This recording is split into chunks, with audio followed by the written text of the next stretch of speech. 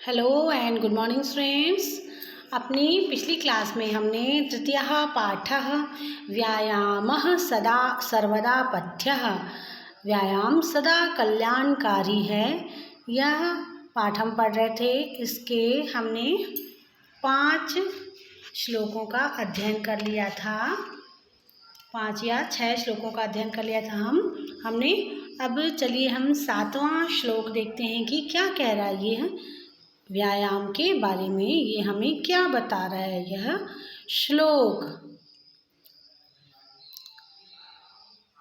7वां श्लोक है, व्यायामं कुर्वतो नित्यं विरुद्धम अपि भोजनम विदग्धम वा निर्दोषम परिपच्यते।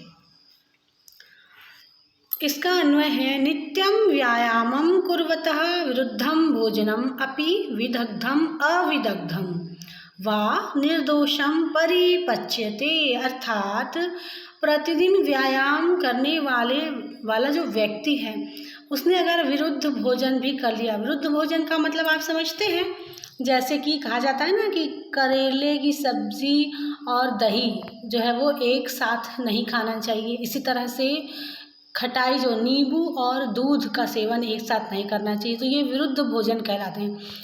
कहा जाता है कि अगर हमने ऐसा खा लिया तो बीमारियों को हमने न्योता दिया, ऐसा माना जाता है, बीमारियां हो सकती है। तो ये विरुद्ध भोजन, जो व्यायाम करते हैं नित्य रोज व्यायाम जो करते हैं, तो इस तरह के विरुद्ध भोजन को भी वे लोग इतने उनमें क्षमता आ जाती कि वो पचा सकते हैं, है ना, बिना कष्ट के पचा सकते हैं। इसी तरह से जो खराब भोजन रहता है या फिर जो भली प्रकार से पका हुआ नहीं रहता है भोजन, ऐसा भी भोजन वो लोग आसानी से पचा लेते हैं। ठीक है, अगला श्लोक है तो श्लोक नंबर 8वां, व्यायामो ही सदा पथ्यो बलीनाम स्निग्ध भोजिनाम सच शीते वसंते च तेषां पथ्यतमः स्मृतः। इसका अन्वय है, ही व्यायामः सदा बलीनां स्निग्ध भोजिनां पथ्यः स च शीते वसंते च तेषां पथ्यतमः स्मृतः। इसका भावार्थ है, निश्चित ही व्यायाम सदा बलशालियों और चिकनाई युक्त भोजन करने वालों के लिए कल्याणकारी है। जैसे कि चिकनाई युक्त भोजन अर्थात वसा जो हम लेते हैं, तो अगर हम व्यायाम नहीं करते हैं तो हमारा शरीर जो है वो फूलता जाता है, वृद्धि होती जाती है उसमें। परंतु जो नित्य व्यायाम करते हैं उनके जो है वो चिकनाई युक्त भोजन जो है वो सब वो गला लेते हैं, व्यायाम करके वो पसीने के द्वारा उसकी जो चिकनाई है बाहर निकल आती है, तो हम शरीर उससे मोटा नहीं होता है, स्थूल नहीं होता है। और वह सर्दी तथा वसंत ऋतु में उनके लिए सबसे कल्याणकारी, जो चिकनाई युक्त भोजन है वह सर्दी के ऋतु में, कहते हैं ना कि सर्दी में हम अगर गरिष्ठ भोजन भी आसानी से पचा लेते हैं, तो जो व्यायाम करने वाले होते हैं उनके लिए गरिष्ठ भोजन भी वे लोग सबसे अच्छी उनके लिए होती है सर्दी में। गरिष्ठ भोजन जो है वो उसको आसानी से पचा लेते हैं वसंत ऋतु में और शीत ऋतु में।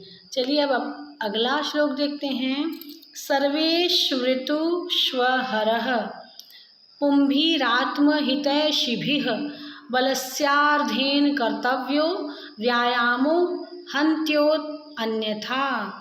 अर्थात इसका हम अन्वय देख लेते हैं, आत्महितैषिभिः पुंभिः सर्वेषु ऋतुषु अहरः बलस्य अर्धेन व्यायामः कर्तव्यः अतः अन्यथा हन्ति।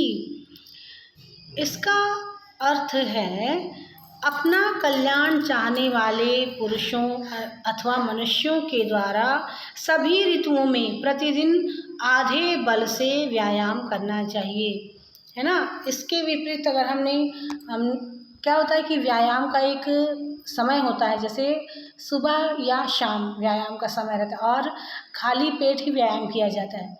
तो इस तरह से अगर हम समय का ध्यान रखें और एक निश्चित समय के लिए जैसे कि अगर हम सोचें कि एक ही दिन हम 3-4 घंटे व्यायाम कर लें तो ये हमारे शरीर के लिए हानिकारक होगा, अत्यंत हानिकारक होगा। तो व्यायाम के लिए हमें शुरुआत में 10 मिनट, फिर 15 मिनट, इस तरह से रोज़ 5-5 मिनट बढ़ा के आधे घंटे का व्यायाम एक दिन के लिए जो हम जो काम करने वाले हैं, है ना, उनके लिए ठीक होता है। आधे घंटे का या 1 घंटे का समय बना सकते हैं आप।